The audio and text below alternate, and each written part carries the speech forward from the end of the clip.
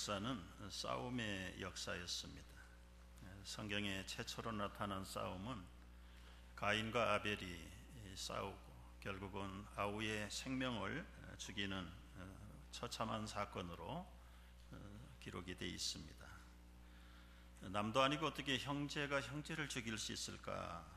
그게 죄가 시작된 에덴 동산 근처에서 일어난 사건이었다는 데에 참 이 심각성이 있는 것입니다. 인류 인구의 4분의 1을 죽였어요. 그때는 4사람밖에 안 살았거든요.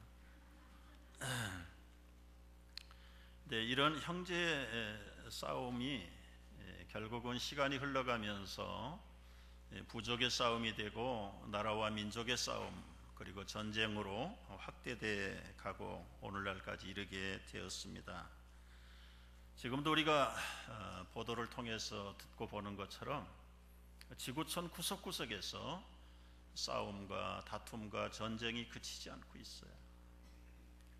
소련과 그 주변 국가에서 일어나는 분쟁의 싸움들 있죠. 또 중국, 일본, 한국, 미국 아주 팽팽한 긴장 관계 속에 있습니다. 중동에서 계속되고 있는 전쟁들, 특별히 이라크 북부 쪽에서 자행되고 있는 그 야지드 민족들의 학살 사건은 참 우리 성도들로 하여금 경각하게 만들어요. 예수 믿고 개종하지 않는다고 어린아이, 여자, 남자 할 것 없이 집단 학살을 하고 있는데 드디어 미국이 공습을 해서 지금 참전을 하고 있는 결과가 되었습니다. 미국은 세계 지구촌에 800곳의 미군들을 보내서 지금 지구촌의 싸움과 갈등과 전쟁을 조종하고 있습니다. 뿐만 아니라 미국은 미국대로 테러와의 전쟁, 인종 분쟁의 갈등들, 부자와 빈자들의 갈등, 그리고는 이 엄청난 총성 없는 경제 전쟁이 치열한 경쟁 속에서 살아가는 것이 우리 현재의 모습들입니다. 세상의 싸움뿐만 아니라 교회 역사의 싸움도 사실은 2000년 교회 역사가 다 투쟁입니다. 전문 용어로 말하면 교리 논쟁인데 그 논쟁이라는 것 끝에는 자기 논리를 따르지 않고 그야말로 집단으로 학살을 하고 화형을 시키고 참수를 했던 것이 과거 2000년 교회 역사에 얼룩진 사건들입니다. 명분은 신학적이고 성경적이고 진리의 싸움이지만 그 밑바닥에 들어가 보면 개인의 싸움이든 다툼이든 시기든 민족의 전쟁이든 간에 그 싸움의 원인 발단은 뭐냐? 오늘 말씀은 정욕이라는 단어로 설명을 하고 있습니다. 그래서 세상이 온통 싸움판이에요. 심지어 교회도 싸우는데 오늘 4장 1절에 시작되는 너희 중에 싸움과 다툼이 어디서 나느냐? 이 너희가 누굽니까? 흩어진 디아스포라들이에요. 예수 믿는 것 때문에 기득권을 포기하고 가문에서 추방당하고 그리고 직장도 재산도 다 잃어버린 오로지 예수 믿는 걸 포기할 수 없다고 하는 사람들이 모이는 그 집단 안에서도 싸우고 다툼이 그치지 않는다라고 지적을 하고 있습니다. 그 믿음 좋은 초대교회 성도들도 그랬는데요. 2000년이 지나면서 오늘 교회는 얼마나 많이 싸움이 있는지 몰라요. 서울의 어느 지하철 안에서 두 사람이 싸웠다고 언성이 높아지고 얼굴이 붉어지고 말이 거칠어지고 그 타고 있던 다른 승객들이 아주 마음이 불쾌해지기 시작을 했는데 한 사람이 소리치더래. 여보시오, 싸우지 마시오. 여기가 교회당인 줄 알아요? 싸우려면 교회가 싸워야. 우리가 누워서 침 뱉기 같은 이야기입니다만 오늘 본문이 우리에게 있는 실존의 문제를 얘기하면서 경고를 하기 때문에 피할 수가 없어요. 왜 싸우고 다툴까요? 오늘 1절에서는 그 원인을 정욕이라는 단어로 결정을 해버렸어. 너희 중에 싸움이 어디서, 다툼이 어디서부터 나느냐? 너희 지체 중에서 싸우는 정욕으로부터 나는 것이 아니냐? 이 싸움도 두 가지 종류가 나타나 있는 걸 봐요. 이 싸움은 장기적인 싸움, 다툼은 여기저기서 그저 돌발적으로 부딪히고 터지는 싸움들. 그러니까 이 정욕으로부터 시작된 싸움은 하루아침에 해결될 일이 아니에요.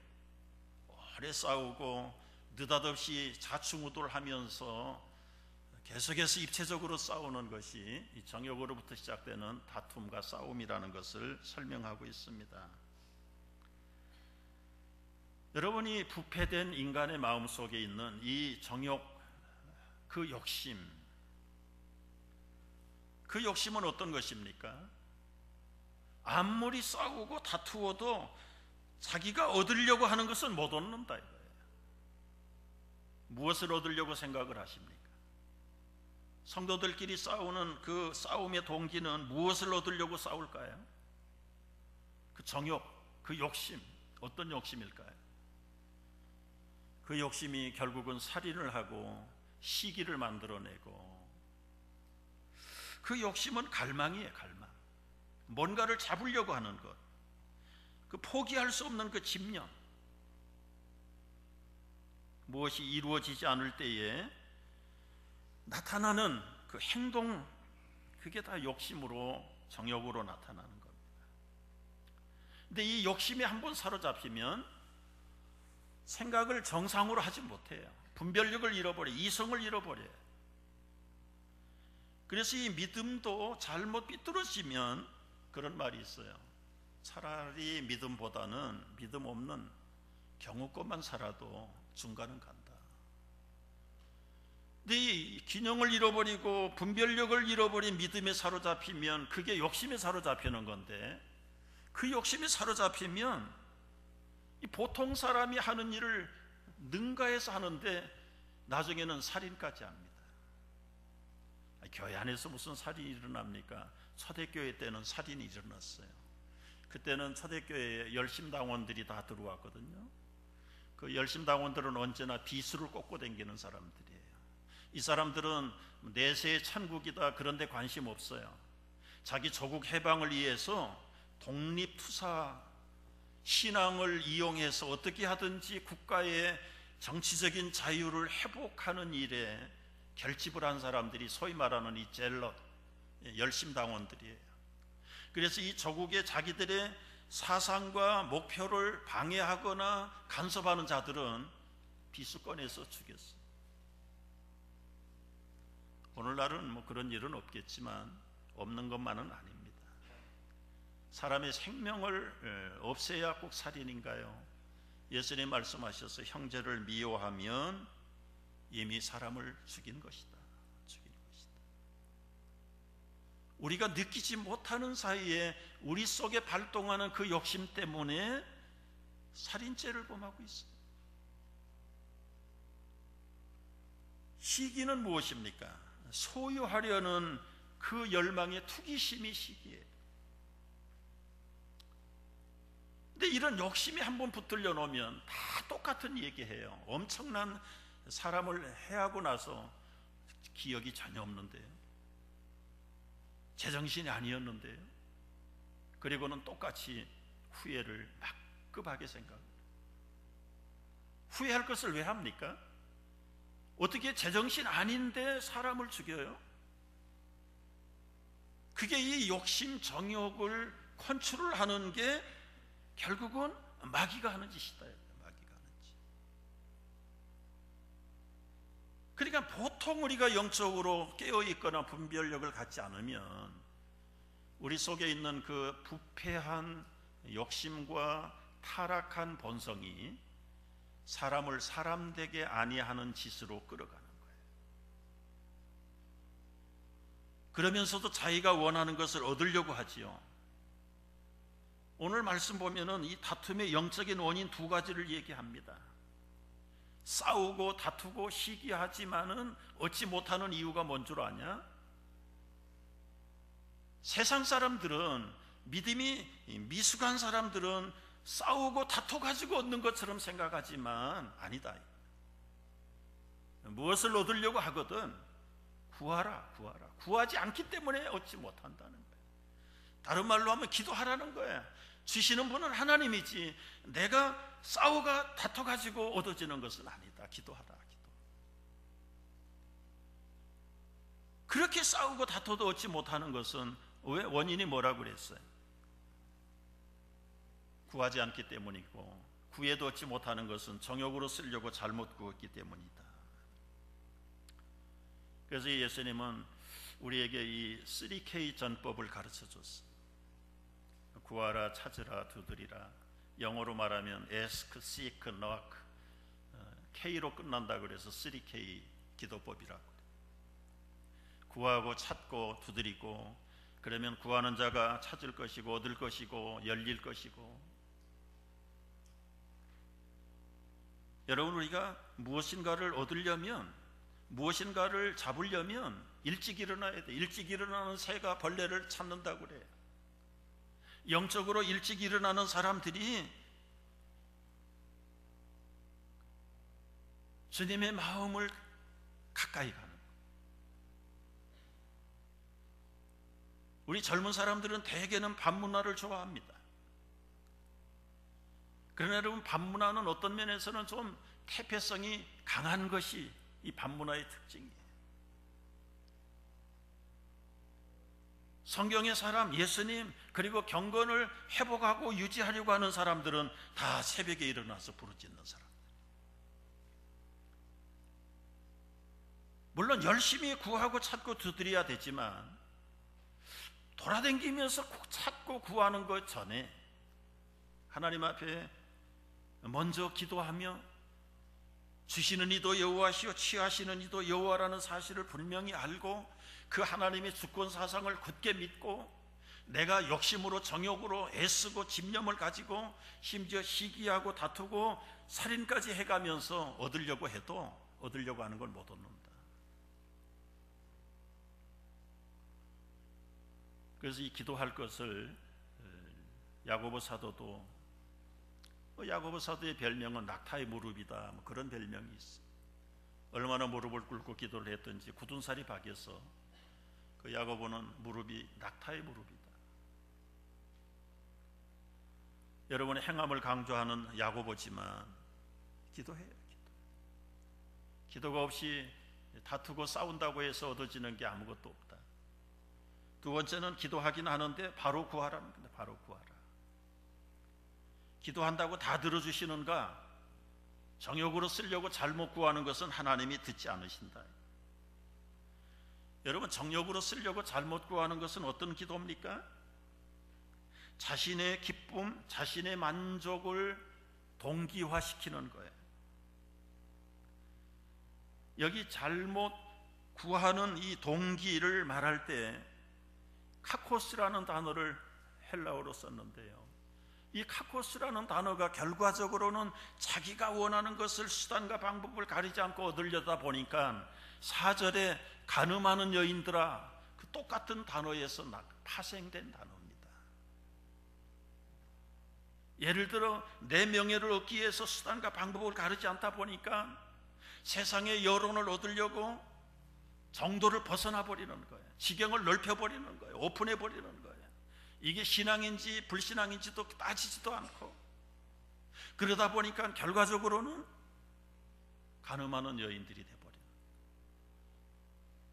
이 간음의 성격의 의미는 뭡니까? 육체적인 성적인 간음도 간음이지만 하나님 외의 것을 하나님보다 더 사랑하고 세상과 벗하고 짝하는 것은 그건 신앙의 정조를 버린 영적인 간음행위다, 행위입니다.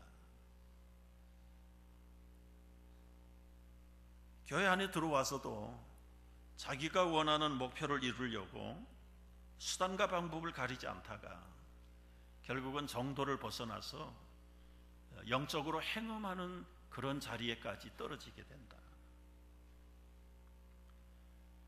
여러분, 세상과 벗된 삶이라는 것은 잠깐은 반짝이는 것 같은데 세상의 유행 풍조라는 건 여러분 마치 전염병과 같아요.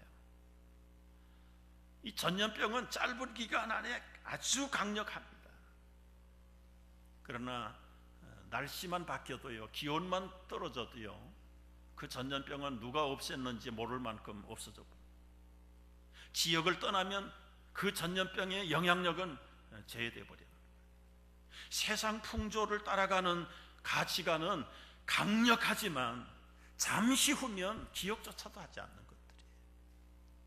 그런데 그런 세상 풍조를 짝하면서 친구 삼아 사는 사람들이 교회 안에도 있다 이 말이에요. 교회 안에도. 우리가 세상의 영향을 배격하고 살기는 사실은 어떤 면에서는 불가능해요. 그걸 문자적으로 지키려고 하는 사람들이 아미시 마을의 메노나이트 성도들이죠. 그들은 지금도 문명을 거부하고, 그러나 엄격히 따져보십시오. 그분들도 다 문명의 간접적인 혜택을 누리고 살아요. 그러나 그 정신은 무엇입니까? 세상에 두 친구가 있는데 하나는 세상의 친구가 있고 하나는 하나님의 친구가 있다. 세상의 친구가 되면 하나님과 원수가 된다. 이게 오늘 말씀의 가르침이거든요. 여러분하고 가까운 친구들을 한번 분석을 해보세요. 아무리 논리 바르게 무슨 영향력 있는 얘기를 하지만 그 동기를 한 번만 살짝 넘어서 먼발치해서 보면 그게 세상적인 이야기인지 하나님의 이야기인지 금세 분별이 됩니다.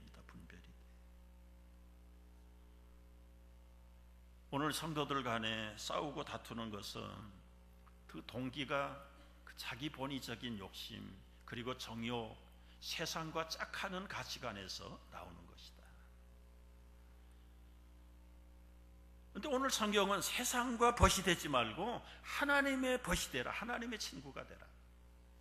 어떻게 하나님과 친구가 될 수 있습니까? 5절 말씀에 보면은 그 하나님의 사랑을 바로 알 때 하나님의 친구가 될 수 있다. 5절 말씀 한번 읽어보세요. 다 같이요. 너희는 하나님이 우리 속에 거하게 하신 성령이 희귀하기까지 사모한다 하신 말씀을 헛된 줄로 생각하느냐?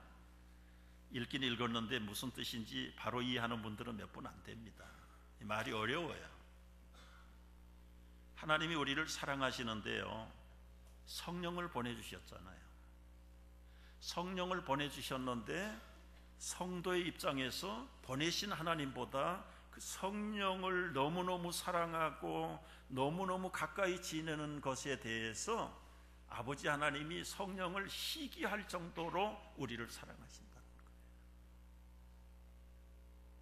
그러면 한번 우리 입장에서 한번 생각을 해봐요. 나 같은 것이 무엇이 얼마나 가치가 있길래 독생자를 주시고 성령을 보내시면서까지 포기하지 않는 그 하나님의 놀라운 사랑은 뭐냐 도대체.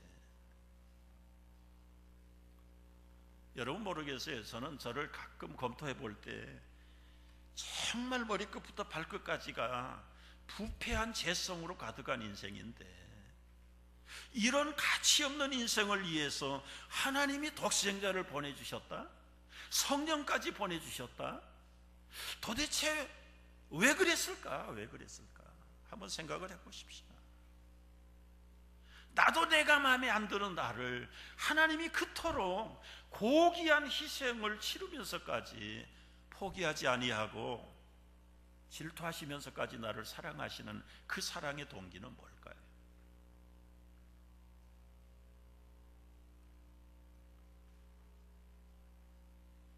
하나님이 우리를 지으실 때요, 당신의 형상을 다 쏟아부어서 지었어요. 그런데 본의 아니게 죄가 들어와서 그 형상을 깨뜨렸죠. 파괴했죠. 하나님 그 파괴된 형상을 포기하고 차라리 체념하시면 십자가에 독생자 보내자, 성령 보내실 필요 없어요. 포기하고 접어서 치워버리면 되는 거예요. 그런데 하나님은 당신의 형상으로 지음받은 그 인생을 포기할 수가 없어서 죄값을 지불하기 위해서 당신의 독생자를 십자가에 보내신 겁니다. 그 십자가에 누가 달렸어야 됩니까? 왜 죄가 없는 하나님이 거기에 달려야 됩니까? 철저하게 죄로 얼룩진 우리 인생들이 거기 달려야 되는데, 하나님은 우리 대신에 죄 없는 독생자 예수 그리스도를 그 십자가에 달리게 하죠. 여러분, 이렇게 한번 비유를 들어봐요. 내 아들을 내 가지고 저 길에 이름도 사람도 알 수 없는 노숙자를 대신해서 사형 대신에 보내겠느냐, 그 말이에요. 그런 부모는 정신없는 부모지. 제정신이 박힌 부모가 어떻게 내 아들을 내 가지고 저 길거리에 노숙자를 대신해서 사형을 받게 만들겠어? 그럼 하나님이 정신이 없던 하나님이신가? 아까 말씀드렸잖아요. 우리를 그냥 장난삼아서 만드신 창조품이 아니고 당신의 형상을 다 쏟아서 만들었기 때문에 우리를 포기하는 것은 당신을 포기하는 거예요. 우리를 잃어버리는 것은 당신을 잃어버리는 것이다. 그래서 죄 없는 당신이 십자가에 대신, 자식을 대신해서 부모가 벌을 받는 것처럼 우리를 사랑하실 때 그 하나님 끝없는 사랑을 하시고 독생자를 주시면서 사랑하시고 그것으로 끝냈습니까? 죽음에서 부활하셔서 성령을 우리에게 보내주셨잖아요. 성령을 보내주셨는데요, 성령을 우리 곁에 보내셨더라면 어떤 면에서 우리는 좀 편할 수 있어요. 왜냐하면 성령대로 못 살 바에는 성령 피해가면 되잖아요. 우리 곁에 계시니까 피해가면 되지요. 근데 피할 수 없도록 우리 속에다가 보냈단 말이에요. 우리 속에다가. 내가 피해가도 피한 자리에도 갇히겠어요. 부인해도 부인하는 그 자리에 성령이 갇히겠어요. 같이 계시는 것만 아니라 마땅히 빌바를 알지 못하는, 영적으로 동서남북이 없는 천방지축 같은 나를 위해서 지금도 탄식하시면서 중보의 기도를 드리고 계시는 분이 내주하시는 성령님이시다. 여러분, 교만이라는 게 뭔가요? 하나님이 우리를 이처럼 사랑하셨는데 그 엄청난 하나님의 놀라운 은혜를 무지해서 깨닫지 못하는 게 교만이고요, 알고도 감사하지 못하는 것이 교만이에요. 그야말로 죽은 것 살려놨더니 지 잘난 것에 산다는 말처럼 그 하나님의 엄청난 오묘한 구원의 비밀과 그 모든 지혜를 다 쏟아가지고 십자가의 구원을 우리에게 주셨는데, 성령까지 보내셨는데 그 하나님의 사랑을 무지하게 모른다, 알면서도 외면한다? 이것만큼 교만한 사람이 없다. 하나님도 인내에는 한계가 있다는 거 아시죠? 하나님의 인내 한계는 교만한 자를 물리치는 데까지. 여러분, 물리친다는 말은 하나님께서 결국은 망하게 하시겠다는 거예요. 참아주고 좋은 말을 해서 알아듣지 못하면 참고 인내하지만 영원히 참는 분은 아니시다. 결국은 교만한 자는 물리치신다, 그 말은 없애버리겠다는 거예요. 시기하고 다투는 것은 결국은 우리 스스로 자처해서 내 삶을 무너뜨리는 것이죠. 그러나 하나님은 교만한 자는 물리치지만 겸손한 자에게는 이 은혜를 더하신다. 은혜를 더하신다. 그러니까 여러분, 교회에서 성도들끼리 싸울 필요 없어요. 싸움의 결과가 뭡니까?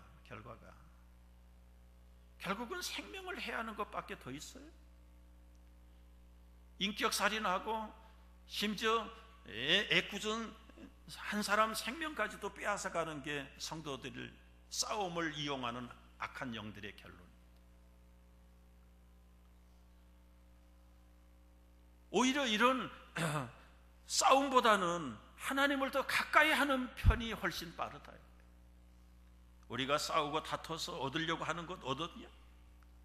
너 말 한번 시원하게 해가지고 그 당시는 속이 시원할는지 모르지만 그 말 때문에 얼마나 본인이 상처를 받고 다른 사람도 상처를 받고. 그런데 그 말을 안 하면 터질 것 같은데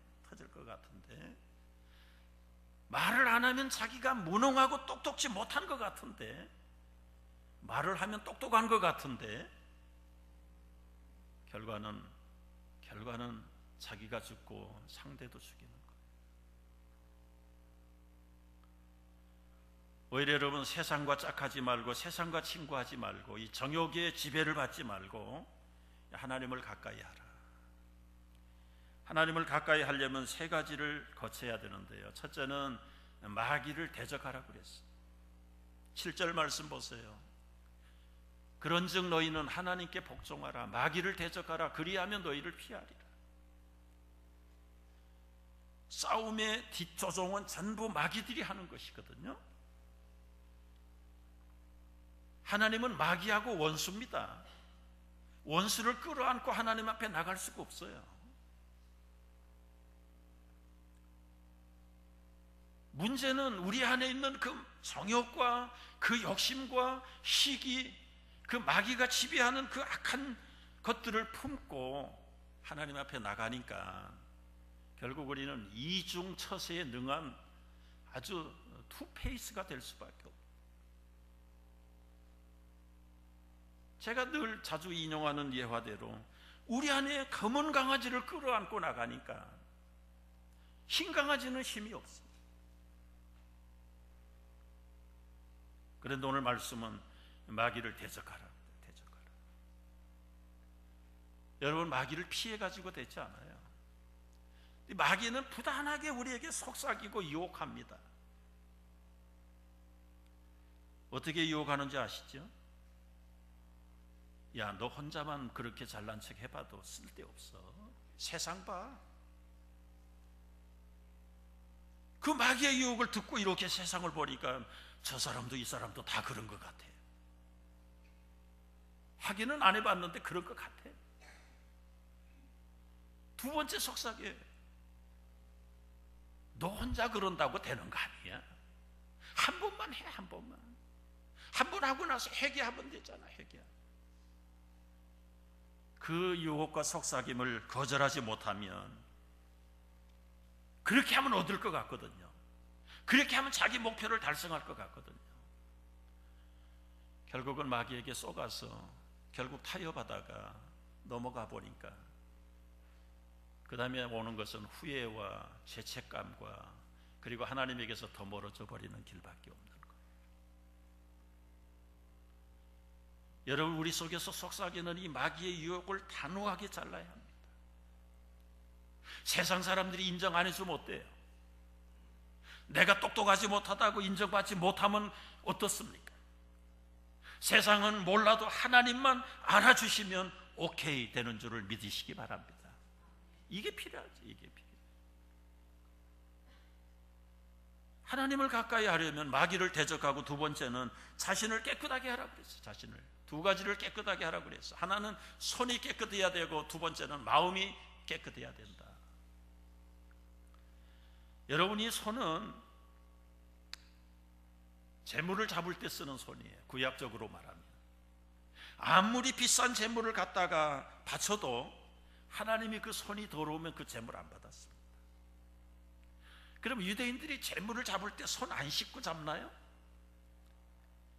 요즘 외과 수술하는 의사들을 보면 손 씻고 아마 고무장갑 끼고, 그 당시에 장갑이 없었길 망정이지 깨끗하게 하고 재물을 잡았지만 하나님이 보실 때 더러운 손으로 잡은 재물은 받지 않으시다.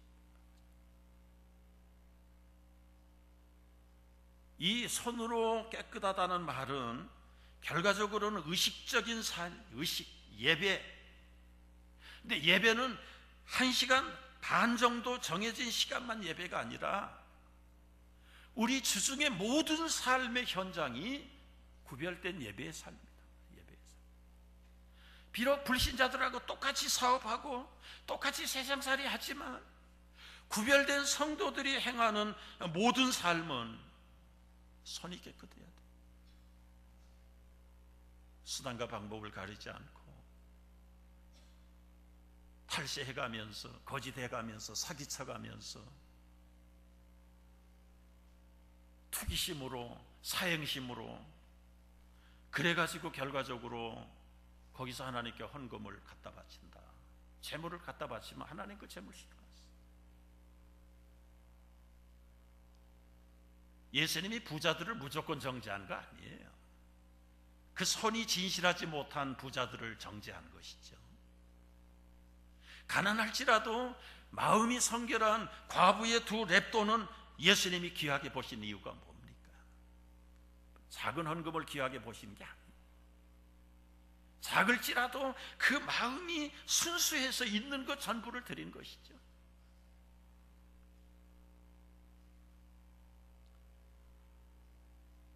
여러분, 가인이 최초의 살인자라고 소개를 했는데요, 왜 동생을 죽였습니까? 죽인 동기가 그 제사 때문에 죽인 거예요. 가인은 땅에서 난 소산 곡식을 가지고 제물 삼아서 드렸고, 아벨은 양의 첫 새끼를 가지고 하나님께 제물로 드렸는데, 하나님이 가인이 드린 곡식의 제물은 받지 않았어요. 양의 첫 새끼를 잡아드린 이 아벨의 제사는 하나님이 연락하셨어요.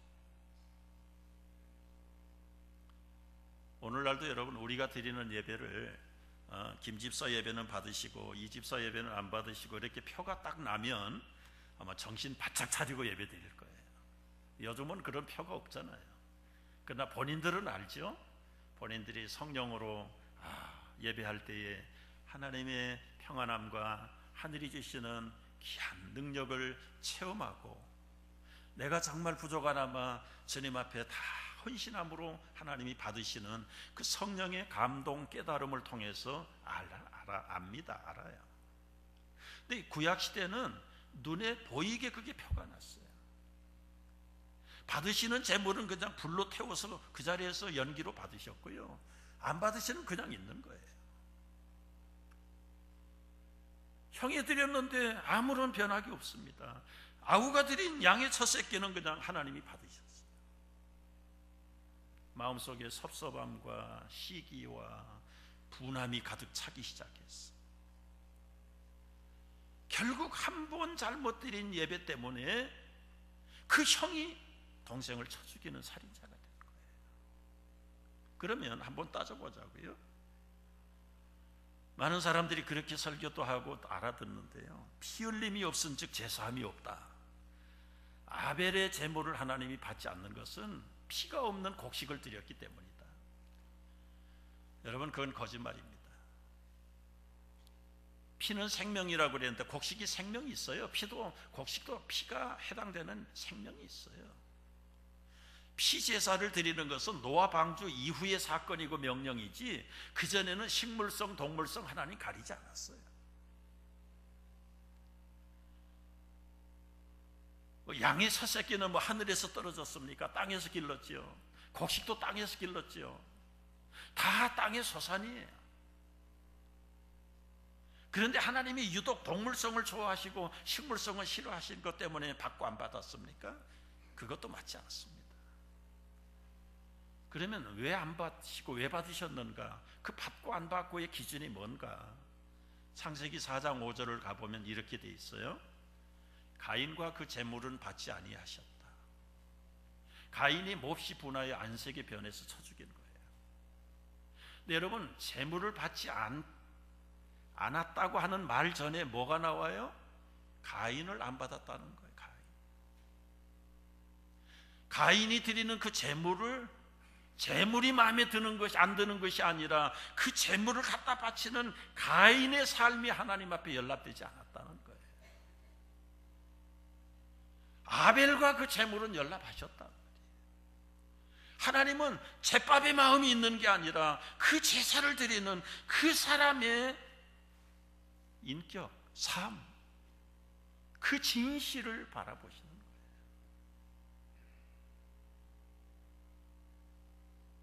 오늘의 지금의 이 한 예배가요, 우리 인생의 미래를 결정합니다. 지금까지는 어떻게 살았을지라도, 어떻게 하나님 앞에서 만홀하게 넘어왔을지라도 오늘 말씀하셨어요. 애통하고 슬퍼하라. 근심해라. 근심해라. 하나님을 머늘이 여기고 그저 적당하게 예배드리고 적당하게 제사 드려가지고 넘어갈 줄로 생각하지 말라는 거예요. 여러분, 목사로서요, 성도들의 신앙생활, 교회생활을 들여다보는 사람은 목사예요. 참 한 분 한 분들을 보면 하고 싶은 얘기가 많지만 말할 수 없어요. 오히려 덕이 안 되고요, 덕이 안 되고요, 은혜가 안 돼요. 결과는 여러분, 오늘날은 제사장이 지적해주는 시대가 아니잖아요.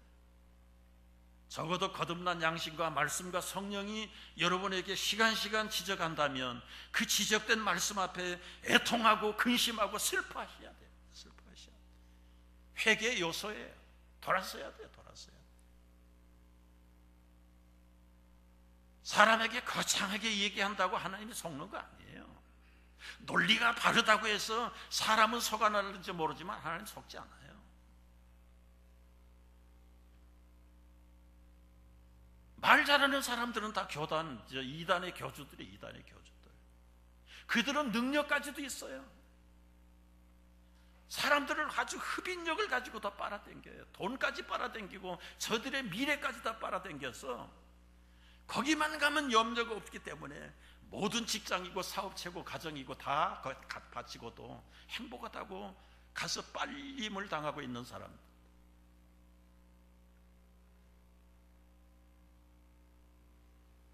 여러분, 우리는 적어도 다른 사람 앞에서 할 필요 없어요. 하나님 앞에서 우리의 포장을 베껴야 돼요. 포장을 베끼고 우리 속에 나를 힘들게 하는 이 검은 강아지는 날마다 밥을 주지 말아요. 정말 거듭난 내주하시는 성령님을 기쁘게 하고 사람의 여론, 반응, 인기 생각하지 마십시오. 뭐 안 알아주면 어떻습니까? 자존심이 뭐가 그렇게 대단해요? 교회에서 무슨 키재기 할 필요가 뭐가 있어요? 그것들 때문에 싸우고 다투다가 결국은 무너지게만. 누가 무너집니까? 잠언에 있는 말씀 보면은요, 15장 25절에 보면 교만한 자를 자기 집을 여호와께서 헐어버리시겠다고 말씀을 하세요. 자기가 자청해서 자기 인생을 허물어 버리는 거예요.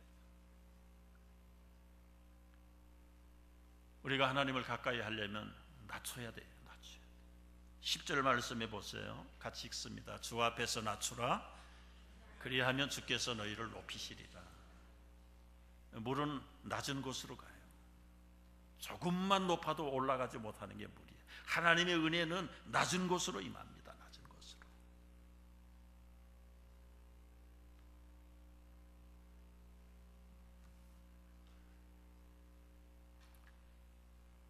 정교에 있었던 이야기를 하고요. 소련의 제정 러시아가 망하게 된 배경에는 그 나라를 지도하는 지도자들의 싸움에서부터 시작이 됐어요. 제정 러시아 시대는 이 황제는 상징적인 지도자였고 실제의 실권자들은 러시아 정교회의 지도자들이에요.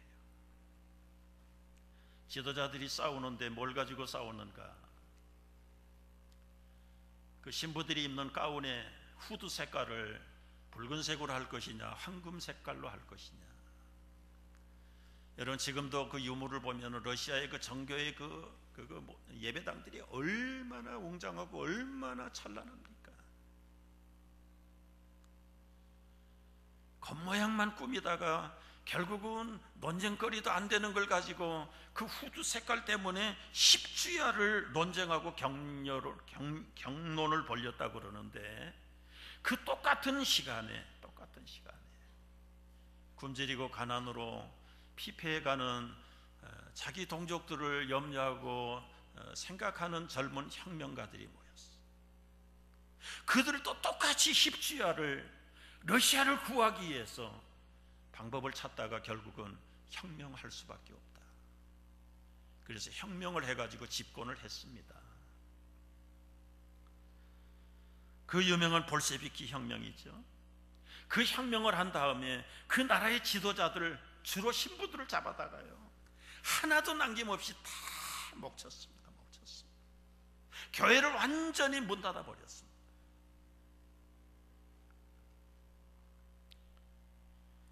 말씀에서 떠난 교회는 살아남을 수가 없어요. 여러분, 허식이 뭐가 중요해요? 가운의 색깔이 뭐 반맥이 줍니까? 성도들의 다툼이 어디에서 옵니까? 어느 교회에서 두 파로 갈라져 가지고 싸워서 한 파가 나갔대요. 한 4, 5년 만에 우연찮게 슈퍼마켓에서 그 싸우던 사람들이 만났는데 너무 반가워서 악수를 하고는 어떻게 지냈는가 이 얘기를 하다가 돌아서기 전에 내가 꼭 물어봐야 될 게 있어. 그때 당신이 피아노를 강단에 올려놓자고 그랬냐, 내가 올려놓자고 그랬냐, 그거 가지고 싸웠다는 거예요. 그런데 누가 올려놓자고 그랬는지 기억을 못해요. 여러분, 우스갯소리지만 이게 이 교회 싸움이에요. 성도들의 싸움. 불과 몇 년 지나면 기억조차도 못할 걸 가지고 거기다가 올인을 하고 싸운단 말이죠.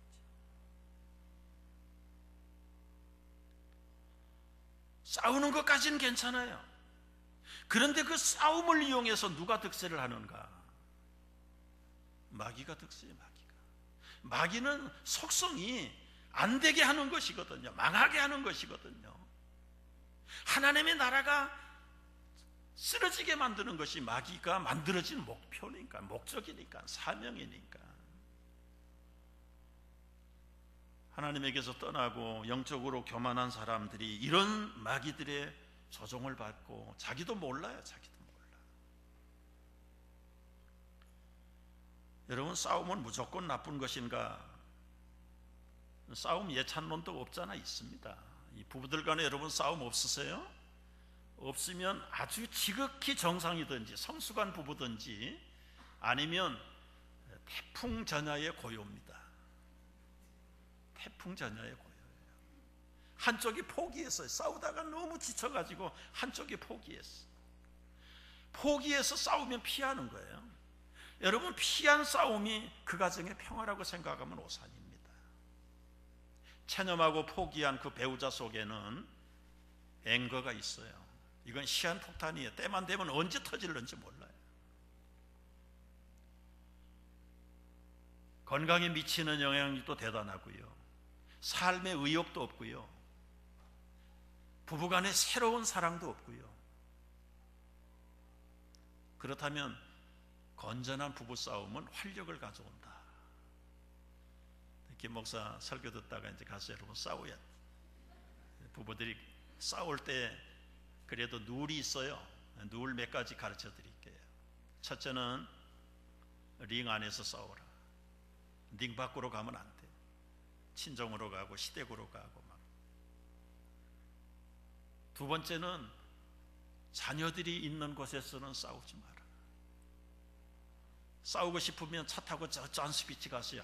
아주 넓고 좋습니다. 세 번째는 문제만 다루라. 인격을 공격하지 마라. 지금 주로 이제 엄마 아빠들, 젊은 엄마 아빠들이 자녀 교육 문제 가지고 시비를 많이 해요. 서로 싸워요. 그러면 지금 문제 논쟁거리는 자녀 교육 문제거든요. 그거 하다가 눈을 좀 크게 떴다 작게 떴다 쳐다본다 소리가 높다 낮다 가지고 너네 가정교육까지 덜먹거리기 시작하면 그 싸움은 끝이 없습니다. 여러분, 교육 문제는 교육 문제 가지고 분석하고 해결하고 논쟁하고 거기에 좋은 점은 모으고 나쁜 점은 버리고 그 문제만 다루지 않으면 그 싸움은 끝날 날이 없어. 여러분, 중요하지 않는 것은 싸울 필요가 없어요.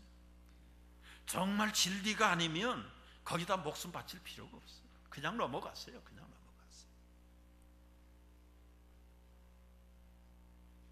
우리가 자꾸 싸우고 다투고 욕심내고 부딪히게 하는 것은 결과적으로 뭐예요? 우리 속에 있는 정욕이에요. 정욕을 컨트롤하는 것은 마귀라고 그랬어. 마귀.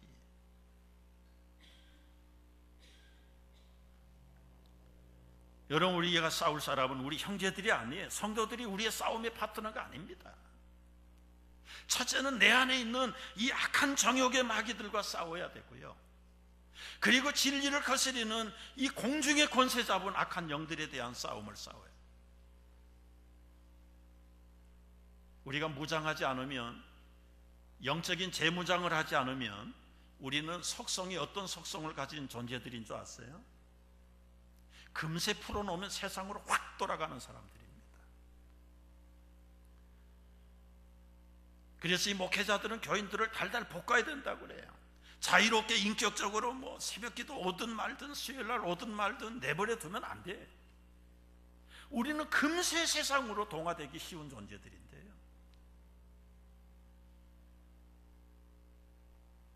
자기가 우리를 이끌어 갈 수 없는 나약한 것이 인간의 존재예요. 우리는 타율적인 존재예요. 타율적인 존재. 직분 왜 줬어요? 교회가 지 맘대로 하라고 직분 준 겁니까? 직분 따기 전까지는, 딴다는 말도 좀 무서운데, 직분 얻기까지는 열심히 나와요. 열심히. 얻고 나면 캐슬하세요. 캐슬하세요.